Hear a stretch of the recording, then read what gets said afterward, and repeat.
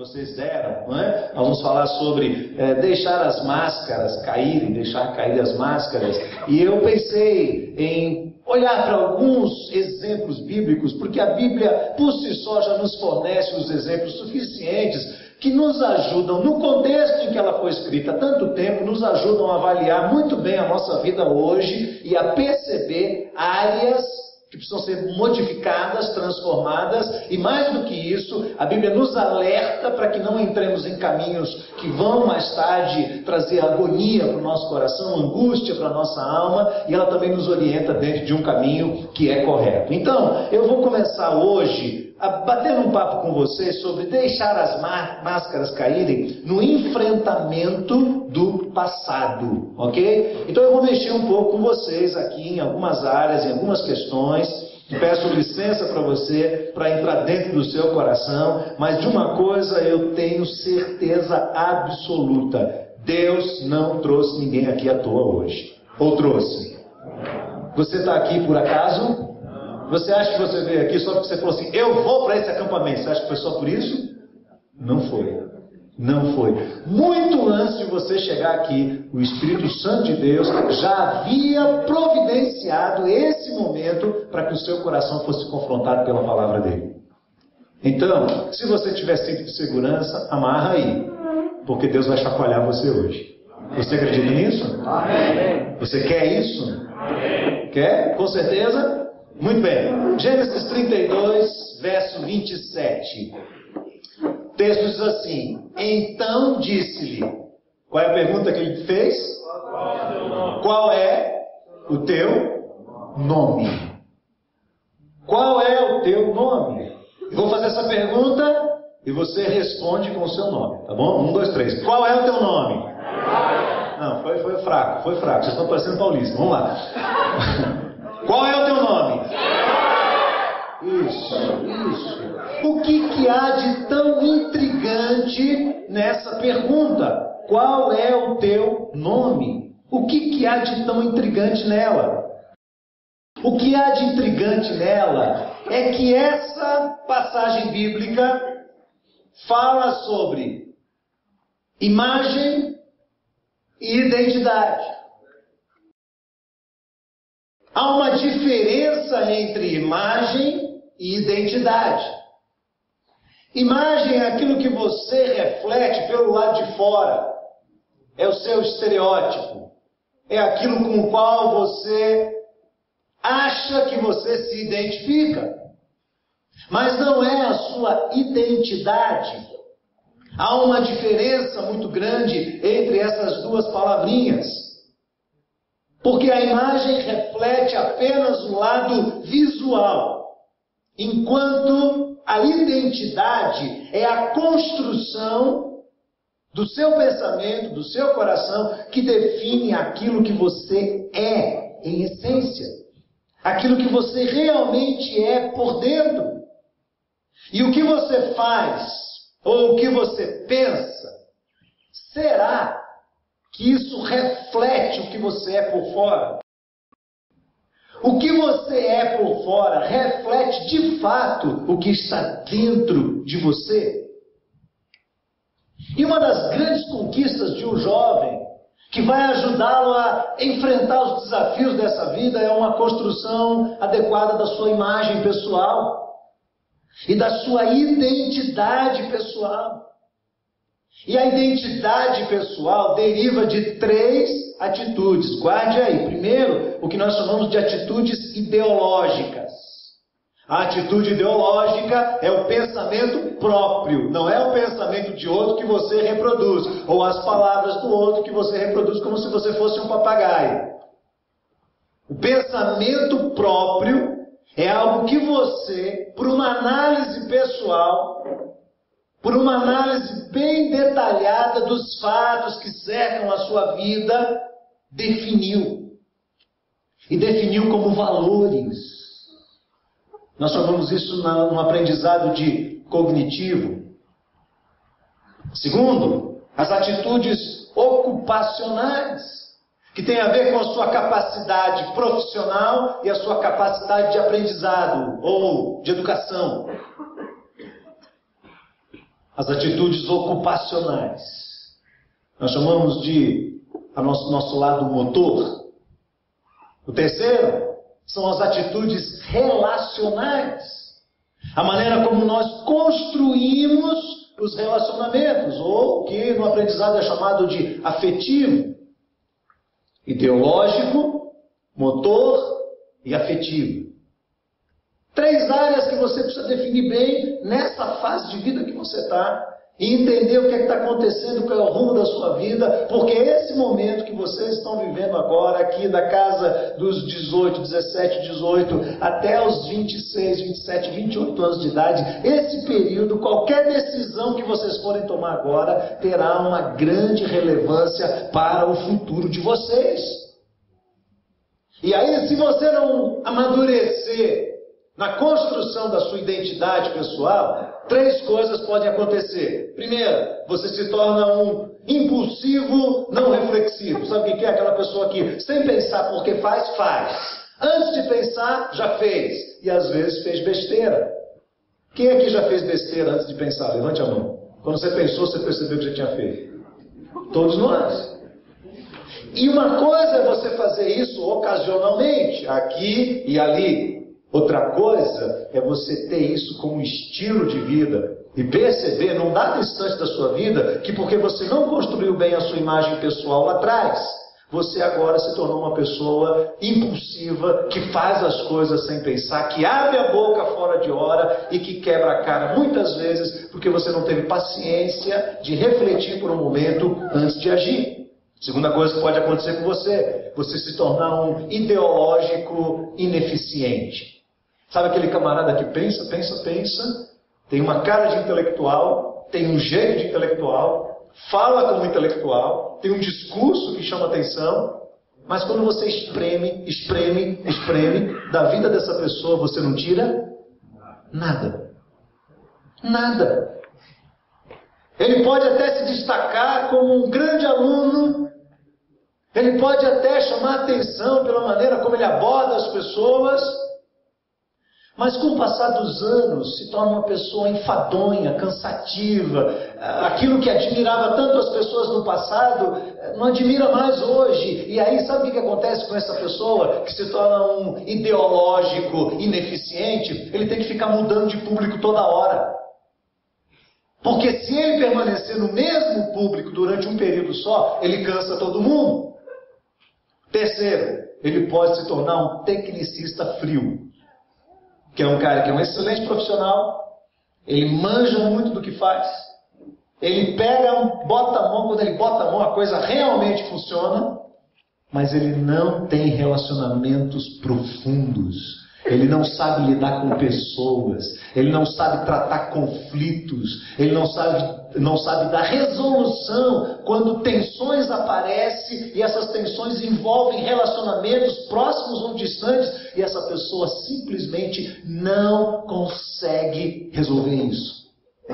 Eu ouvi um dia desse uma história bastante interessante. Um casal chegou brigado na frente do pastor e começou a discutir, e o pastor tentando ajudar aquele casal, um casal casado já há um tempo, com recém-casados, mas não mais do que 5 anos de casados, e o pastor tentando ajudar e tal, e a mulher tentando dizer para o marido dela que a coisa que ela mais queria dele é que ele aprendesse a ser carinhoso com ela. E ele não entendia, porque ele não foi criado assim e tal, ele era voltado para o trabalho dele, e ele ali discutindo, num dado instante o pastor levantou e falou: amigo, o que a sua esposa quer é isso, e deu um abraço nela. E ele disse: mas pastor, eu não posso trazer ela aqui toda semana.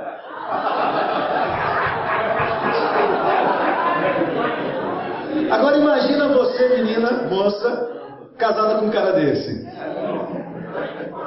Não é verdade? Um tecnicista frio.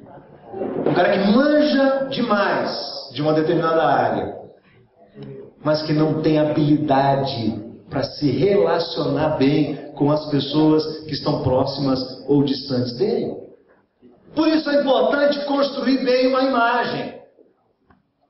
Por isso, a imagem é um fator fundamental, é um alicerce para o seu futuro. Você sabe quem você é? Você sabe qual é o seu nome de verdade? Você sabe exatamente quem é você? Então essa história, esse texto que você acabou de ler, alguns conhecem essa história e outros não. Nós estamos falando de quem? Jacó. E Jacó é neto de Abraão. E a história de Jacó é fantástica. Ele é filho de Isaac e ele é irmão gêmeo de Esaú. Muito bem. E a Bíblia conta algumas coisas interessantes sobre eles, porque a mãe ficou grávida dos dois e havia aquele tumulto dentro dela. E quando eles nascem, o Esaú sai na frente. E quando o Esaú sai, é o primeiro a sair, o Esaú é peludo. E aí era como era costume dos hebreus, darem nomes que mais ou menos se apropriassem, se manifestassem características pessoais. Então ele aparece peludo e ele é chamado de Esaú, que significa aquele que é coberto de pelos. E o outro vem logo atrás, agarrado ao calcanhar do irmão. Ele vem quando a parteira puxa o primeiro, o segundo vem sozinho, agarrando como quem está dizendo: eu vou passar à tua frente, eu vou passar por cima de você. E quando os pais viram aquilo, viram o menino, o segundo, sair já agarrado no calcanhar do primeiro, disseram assim: o nome dele vai ser Jacó. E a palavra Jacó significa aquele que passa por cima, suplantador. Mas também significa enganador, embusteiro, aquele que pisa por cima dos outros para poder vencer na vida. Quem aqui já viu alguém que pisa por cima de outro para subir na vida? Quem já viu aqui? Quem já viu? Se você não viu, você ainda vai ver. E vai ver muita gente assim. Não é? O cara que, para passar por cima do outro, não custa. Ele encontrou uma vantagem, então ele vai e usa as pessoas como step, usa as pessoas como degraus para passar por cima delas e alcançar os seus objetivos. Esse é Jacó. E Jacó começa a manifestar isso. Ele é um menino diferente de Esaú. Esaú é guerreiro, Esaú é caçador, gosta do mato, gosta de sair, é um bom cozinheiro. O pai gosta, o pai é afeiçoado a Esaú, e Jacó não. Jacó é pacato, Jacó ele é mais afeiçoado à mãe, ele também sabe cozinhar, ele é um menino mais tranquilo, e ele é aquele menino das oportunidades. Quando ele percebe uma oportunidade, ele vai e pega rapidinho. E os hebreus tinham o costume de o filho mais velho ser chamado próximo da morte do pai pelo pai, e o pai dizia assim: olha, você vai receber a bênção da primogenitura. E a bênção da primogenitura era uma bênção profética sobre a vida do filho mais velho, que era feita pelo pai, e o que o pai dizia ali, o Senhor Deus fazia se cumprir na vida dos filhos. Então era costume que o pai chamasse o filho mais velho antes de morrer e o abençoasse e transferisse para esse filho toda a autoridade, os bens, enfim, tudo, e a bênção de Deus também. Então chega um dia em que Jacó está ali, bem velhinho já, e ele chama o filho dele e diz: meu filho Esaú, eu quero abençoar você com a bênção da primogenitura. Já estou cego, estou perto de morrer, mas eu quero te abençoar. Então faz o seguinte: vá até o mato, casse alguma coisa, traga, faça uma comida bem gostosa para mim, um guisado bem gostoso, e eu vou te abençoar. A mãe dos meninos está do lado de trás da tenda e ela escuta essa conversa, e ela é próxima do outro filho e chama e fala assim: o seu pai disse que vai abençoar seu irmão mais velho. Esse era o costume. E aí ele fala assim: e aí? E aí, vamos preparar alguma coisa aqui, vamos resolver isso. Você é que tem que receber essa bênção. Mas minha mãe, como é possível isso? Eu sou liso, o meu irmão é peludo, eu vou chegar perto do meu pai, ele vai encostar em mim e vai ver que não é Esaú, e eu vou ser amaldiçoado pelo meu pai. E ela disse: não, deixa que eu resolvo tudo. Ela foi, pegou uma pele de cabrito, colocou aqui ao redor do pescoço dele, deixou ele todo peludo, fez uma comida gostosa, agradável, ele imitou a voz do irmão, veio na presença do pai e disse: meu pai, está aqui a sua comida, o senhor pode me abençoar. E o pai olha bem para ele e faz uma pergunta. Qual é a pergunta que o pai faz? dica. Qual é a pergunta? Quem é você? Qual é o teu nome? Quem é você? E o que é que ele diz? Eu sou Esaú. Eu sou Esaú. E o pai fica assim meio duvidoso. Vem cá perto. Vem, aí o pai pega, palpa. O pai já está velhinho, coitado. Não consegue enxergar. Põe a mão ali com muita dificuldade. Diz, meio peludo. Dá uma cheirada, sente o cheiro da pele do animal. Acho que é você. E o pai o abençoa. Dá a bênção de Deus para o filho mais novo. E o filho mais velho chega e fica sabendo disso. E fica tão irado, tão revoltado, que ele jura ao irmão de mortes: eu vou tirar sua vida. E Jacó fica tão assustado com a ameaça de Esaú que ele foge. E ele desaparece no mundo, ele não vê mais pai, ele não vê mais mãe, ele some, vai para a terra de Harã, e lá ele conhece uma menina linda, uma das mais belas histórias de amor do livro de Gênesis, aparece aqui naquela passagem, e ele vê Raquel, fica apaixonado por ela, está cuidando de ovelhas, e ele vai a Labão, o pai dela, e fala: eu quero casar com sua filha. E Labão diz: legal, velho, muito bom.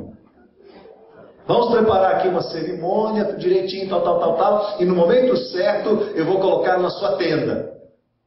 E aí ele fica todo feliz, todo contente e tal. Aquela coisa toda e tal. De noite ele vai para a tenda, está tudo escuro e tal. E de noite o pai vai e introduz a filha. E ele se deita com ela, dorme com ela, tem a primeira relação sexual com ela. O que configurava o casamento e ainda configura.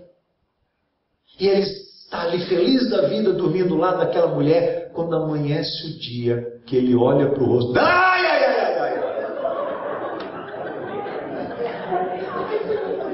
Você levou um susto, estava dormindo, né? Quem é essa mulher? Não é Raquel, era Lia. Era Lia. E ele vai lá com Labão: que negócio é esse? Você me enganou. Labão fala: velho, você está enganado. Não é assim aqui na terra, não. Você não vai chegando e casando com a mais nova. Você tem que chegar e casar com a mais velha. Ele tinha trabalhado quanto tempo para isso? 7 anos. Meninas, quem quer casar aqui? Levante a mão.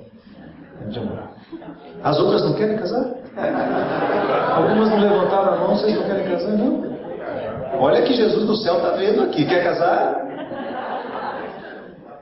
Quando você estiver com um camarada cercando você, pergunte a ele até onde ele estaria pronto a ir por você. Ele trabalharia 7 anos por você? Ele esperaria você 7 anos? Sabe por que eu estou falando isso? Porque esse camarada esperou essa menina e não teve nenhuma relação sexual com ela, e ele aguardou ela 7 anos trabalhando de graça para o pai. E eu vejo a rapaziada hoje que entra num relacionamento e mal começou a namorar, já quer extrair do relacionamento o ato sexual, que é o prazer da relação, sem nunca ter manifestado nenhuma tendência, nenhuma prova de que ele está pronto a assumir inteira responsabilidade por essa mulher. E aí, queridas, deixa eu dizer para você: se você não encontrar um cara que está a fim de assumir a responsabilidade por você, você vai perder seu tempo. Aí o que acontece? Ele diz assim: mas e agora o que é que eu faço? E naquela época admitia-se a poligamia, muito embora já estava instituído por Deus, que deixaria o homem, desde Gênesis 1:28, deixará o homem, seu pai e sua mãe, se unirá a quem? A sua mulher, e não as suas mulheres. E serão os dois uma só carne, desde lá do começo. Presta atenção, todos os casos de poligamia do Antigo Testamento, que não justificam uma relação poligâmica hoje, todos eles acabaram em confusão. Você pode olhar. E aí o pai disse: não, você quer realmente casar com Raquel? Quero. Simples. Trabalha mais 7 anos. E ele trabalha 14 anos por aquela mulher. e a resgata. E ela é a grande mulher da sua vida.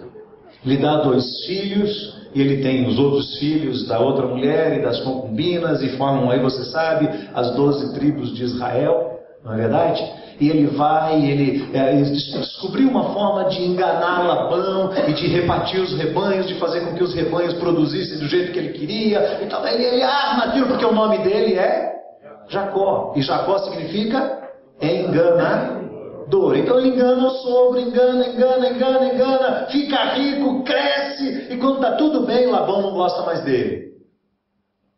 E ele olha para a cara do pai, e a Bíblia diz que o rosto de Labão já não é mais favorável ao rosto dele. Coisa triste, hein? Quando o sogro olha para você e fala assim, não é verdade? E Labão não gosta mais dele. E ele chega para as filhas e fala, e agora? E as filhas falam, faça o que você quiser. E Deus fala ao coração dele, volta para sua terra. Senhor, passaram-se quase 40 anos. Eu vou voltar para a minha terra? Quando eu sair da minha terra, o meu irmão me jurou de morte. Ele disse que a próxima vez que ele me visse, ele ia me matar. E o Senhor diz, volta. E ele começa essa trajetória de volta. Ele vem voltando, e ele vem trazendo as mulheres, os filhos, o gado todo, os empregados, aquela multidão de gente, dinheiro, bens, tudo. Ele vem trazendo, vem pensando, meu Deus, eu vou dar de cara com Esaú. Ele não vai me poupar. Quando chega próximo de encontrar com Esaú, ele passa pelo vale do Jaboque. E ele faz passar toda a sua família, e todo o rebanho, e todos os escravos, e passa todo mundo, e ele fica ali sozinho, ele está com medo, ele está assustado, ele vai ter que enfrentar uma situação séria, da qual não adianta querer fugir, porque se você foge da situação, Deus vai te colocar dentro dela, não tem jeito. Ele vai e foge de Deus, ele não quer fugir de Deus, ele está ali dentro do vale do Jaboque. E aparece um anjo. E começa a lutar com ele. E é uma noite de guerra. É uma noite de luta. É uma noite de angústia. E ele está ali. E ele quer prevalecer sobre o anjo. E o anjo diz, você está aqui. Ele diz, eu não vou te deixar ir. Você tem que me abençoar. Mas meu Deus, que bênção esse cara quer. O camarada tem a mulher da vida dele. Filhos maravilhosos. Outras mulheres que ele precisava, mais tem. Bens, escravos, camelos, gado, ovelhas. Ele tem tudo. Que bênção esse cara quer. Ele sabe. É a bênção da preservação da sua vida. É a bênção da renovação ou da reconstrução de uma grande besteira que ele fez lá atrás. E que ele tem que enfrentar agora. Com coragem. E o anjo diz assim. Ele diz para o anjo, não te deixarei ir enquanto você não me abençoar. E o anjo olha para ele e diz assim, como é seu nome? Qual é o seu nome? Não é interessante para você que 40 anos depois, Deus vai lá atrás e olha para o camarada e faz a mesma pergunta que ele fez lá atrás? Que foi feita a ele lá atrás? Não é interessante para você? 40 anos atrás, o pai fala, qual é o seu nome? Ele diz, meu nome é Esaú. E agora, quando ele está ali do lado do anjo, ele diz, eu quero minha bênção. O anjo diz, qual é o seu nome? Qual é a resposta dele? Jacó. E Jacó significa? Enganador. Qual é o seu nome? Enganador. Qual é o seu nome? Embusteiro. Ladrão. No dito popular, pilantra. Eu sou o cara que gosta de passar por cima dos outros para obter vantagem. Eu sou o cara que gosta de extrair dos outros o melhor para mim, não me importando o que vai sobrar para trás. Eu sou esse cara. Ele vem diante de Deus e assume a sua verdadeira identidade. Ele não foge. Ele não foge. Ele sabe muito bem quem ele é. E ele agora assume diante do anjo. Quem é você? Queridos, vocês estão aqui nesse acampamento, se divertiram hoje, jogaram, brincaram, tiveram um período gostoso de adoração, de louvor, comeram, tiveram comunhão, conversaram uns com os outros. Mas antes de você ir para o seu quarto dormir, antes de você finalizar as atividades desse dia, pergunta para você mesmo, quem você é? Você é o que as pessoas pensam que você é? Ou não? Você é o que os seus pais acham que você é? Ou você é uma coisa na frente dos seus pais e outra na frente de outras pessoas? Você é o que o seu pastor acha que você é? Você é o que sua esposa ou sua namorada ou seu namorado acham que você é de verdade? Porque a coisa mais fácil do mundo é a gente forjar aquilo que a gente não é. É tentar ser quem a gente não é. Quando Deus, na sua palavra, o tempo todo, e nós vamos ver alguns desses exemplos aqui durante esses dias, o tempo todo Deus está dizendo assim, seja quem você é, mostre quem é a sua verdadeira face, qual é a sua verdadeira face. Mostre exatamente quem você é. Enfrente o seu próprio coração. Diga quem você é. Tiago diz assim, o homem de ânimo dobre, ou seja, aquela pessoa que tem dupla face, dupla personalidade, é uma pessoa inconstante no seu caminho. Agora, a Bíblia diz quem alguns de nós somos. Eu gosto muito do texto de 1 Pedro 2, de 8 a 10. Você não precisa abrir não, mas ele diz assim, Pedro diz assim, vós sois a geração eleita, o sacerdócio real, a nação santa, o povo exclusivo de Deus, para fazer o quê? Proclamardes as virtudes daquele que vos chamou das trevas para a sua maravilhosa luz. Vós, que em outro tempo não erais povo, mas agora sois povo de Deus, que não tinhais alcançado misericórdia, mas agora alcançastes misericórdia. Pedro define a identidade das pessoas como nação santa, povo exclusivo de Deus, gente que Deus separou para uma missão específica, gente que não tinha alcançado misericórdia, mas alcançou misericórdia. Ele dá essa definição. E alguns de vocês já tomaram para si essa definição, outros ainda não. Eu espero que tomem. Mas eu quero analisar rapidamente com vocês o texto de 1 Coríntios, capítulo 2, do verso 12 até o capítulo 3, verso 2. Agora eu quero que você leia aqui, atentamente. Dá uma olhadinha na tela e leia atentamente comigo. Ele diz assim, ora, nós não temos recebido o Espírito do mundo, mas sim o Espírito que provém de Deus, a fim de compreendermos as coisas que nos foram dadas gratuitamente por Deus, as quais também falamos, não com palavras ensinadas pela sabedoria humana, mas com palavras ensinadas pelo Espírito Santo, comparando coisas espirituais com espirituais. Preste atenção no que você está lendo. Preste atenção no que você está lendo. Isso aqui não é uma palestra de faculdade. Nós estamos falando da palavra de Deus, comparando coisas espirituais com coisas espirituais. Você entende as coisas espirituais? Olha lá. Ora, o homem, leia comigo, o homem natural não aceita as coisas do Espírito de Deus, porque para ele são loucuras, e não pode entendê-las, porque elas se discernem espiritualmente. Mas o que é espiritual discerne bem tudo, enquanto ele por ninguém é discernido. Presta atenção em duas palavrinhas aí desse texto. Quais são?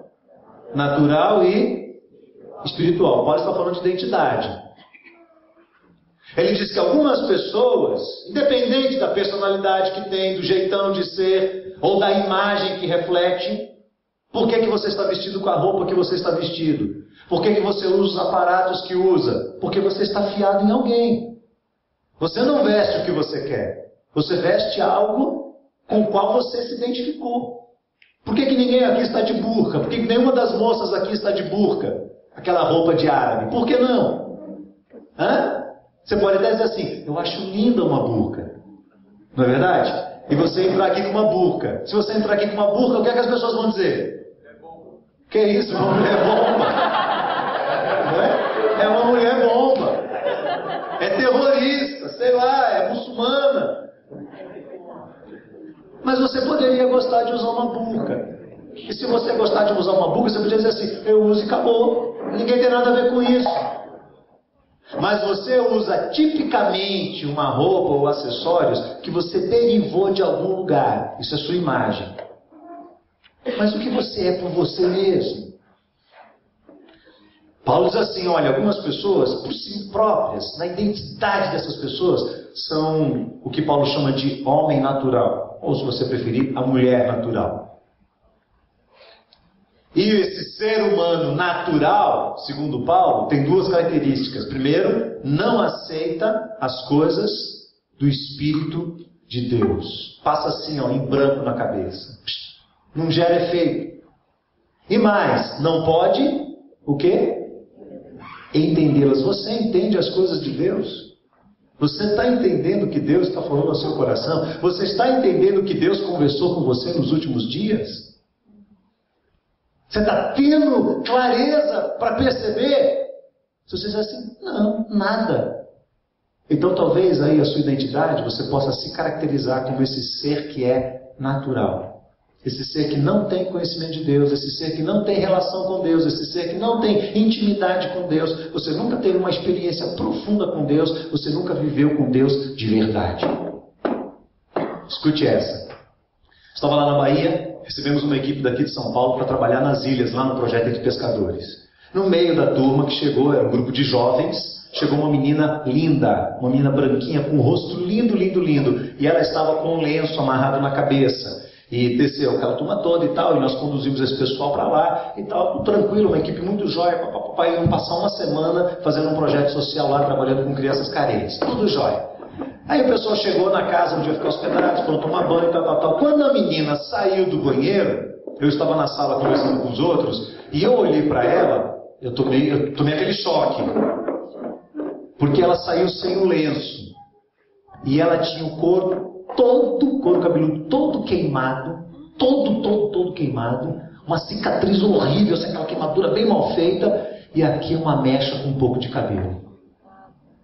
E ela saiu do banheiro, foi, sentou no meio da roda, e eu continuei a reunião. Falei, meu Deus do céu, eu nunca vi isso. Saiu na boa. Passou o tempo, definimos o que ia fazer, o papel de cada um na equipe, e fomos comer.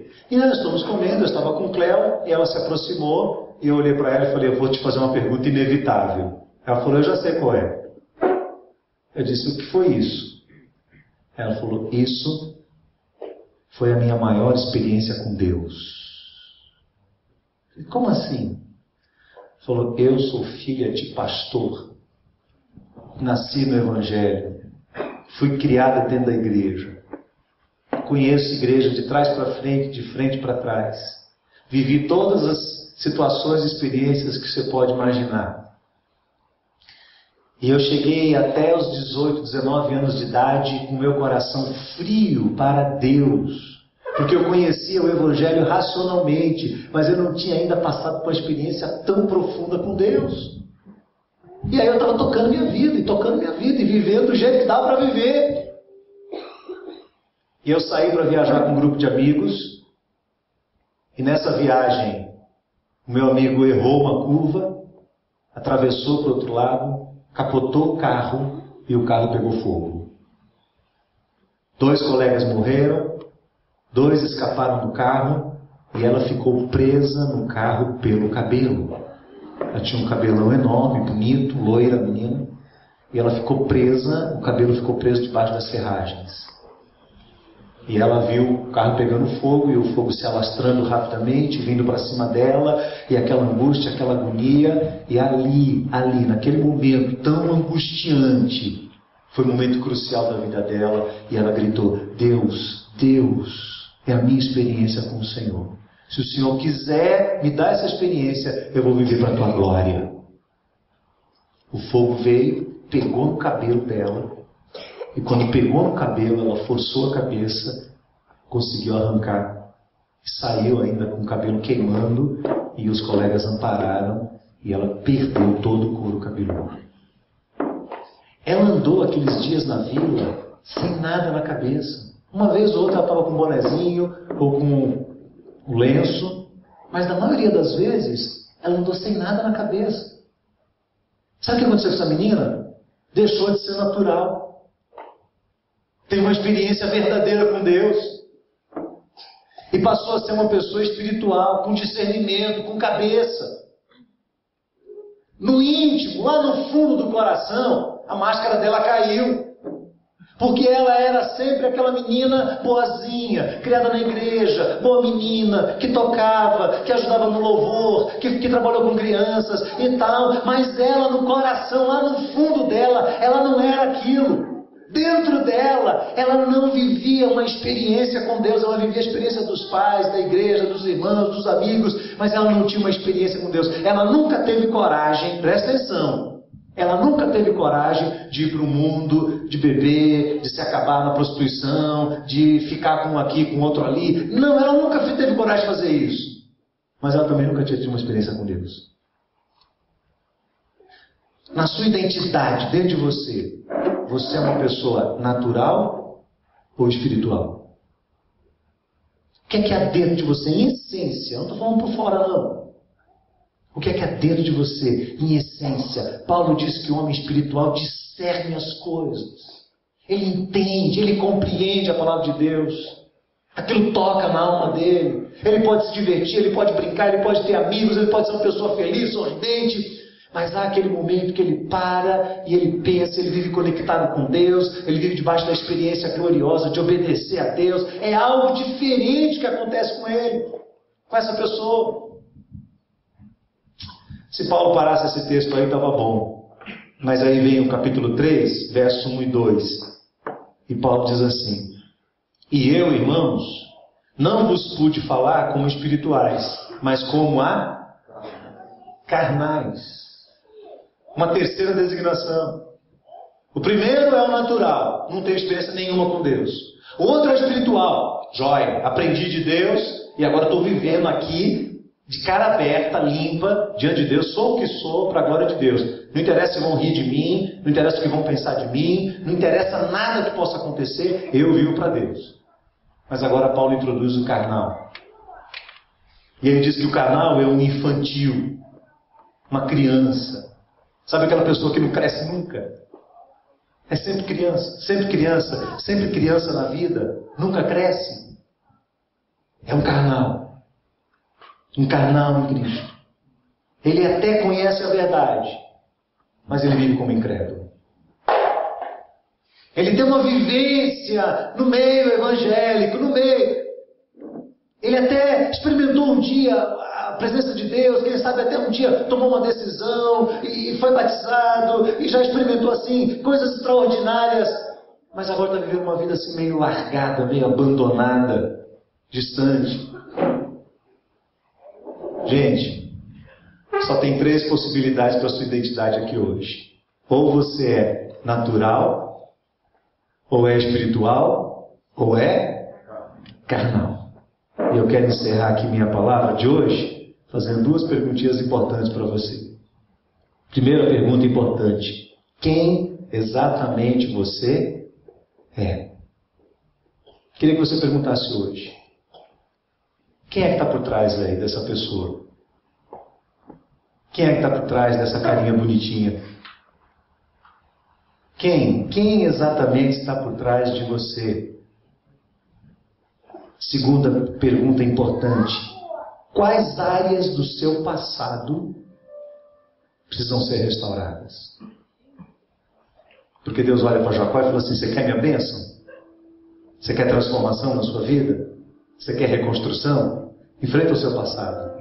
Você vai ter que ir lá atrás, ó. Tem coisa para você consertar. Tem mentira sua, tem engano seu. Você passou por cima das pessoas, você fez coisas que não deveria. Qual é o seu nome? Diga quem você é. Poxa, eu sou enganador. Pronto, agora a gente vai começar a conversar de verdade. Você conserta o seu passado sendo honesto com Deus. Começando a trabalhar honestamente com Deus. Queria que antes de dormir você fizesse essas 2 perguntas para você. Quem exatamente você é? E quais áreas do seu passado precisam ser enfrentadas? Tempos atrás eu vi uma história muito bonita. O menino começou a aprender a tocar violino. e se destacou no meio dos outros e foi tocar numa orquestra e foi consagrado como um dos melhores violinistas do mundo e fazendo concertos. E um dia, quando ele ia fazer a sua principal apresentação, seu principal concerto, ele subiu ao palco, auditório lotado, 2.000 pessoas presentes. Ele abriu a partitura, pegou o violino e começou a executar a sua obra. Quando ele acabou de executar a sua obra, as pessoas ovacionaram, levantaram, gritaram, bateram palmas e o auditório todo aplaudiu. E aquele moço ficou parado olhando para todo mundo, virou as costas e saiu correndo por trás da cortina. E o organizador do evento falou: o que ele fez? Ele saiu correndo e foi atrás dele. Ele disse: amigo, o que houve com você? E ele estava chorando, em prantos. As pessoas estão te aplaudindo. Você nem agradeceu, você nem cumprimentou as pessoas, você virou as costas e saiu. O que aconteceu? Ele disse: você viu no corredor central, na quarta fileira, aquele homem que estava sentado na ponta? Sim, o que tem? Ele não me aplaudiu. Mas é um absurdo! Como pode você que recebeu tanto aplauso de tanta gente dizer que aquele homem não te aplaudiu? Ele é uma pessoa diante de tantas outras. Ele disse: não é uma pessoa qualquer. Aquele homem foi meu professor de violino por toda a vida. Vou dizer uma coisa para você. Às vezes a gente veste uma máscara porque a gente quer ser aplaudido pelas outras pessoas. Não é verdade? Porque você não quer ser o que você é, você quer ser o que as pessoas querem que você seja. E às vezes as pessoas vão te aplaudir, vão bater palmas para você, vão dizer: aê, maravilha! E o seu professor maior, o seu supremo pastor, o seu criador, o seu Deus, vai estar avaliando você também no meio de todo mundo. E aí minha pergunta para você é: o que é que esse Deus vai fazer por você? Ele vai te aplaudir? Ele vai bater palmas para você?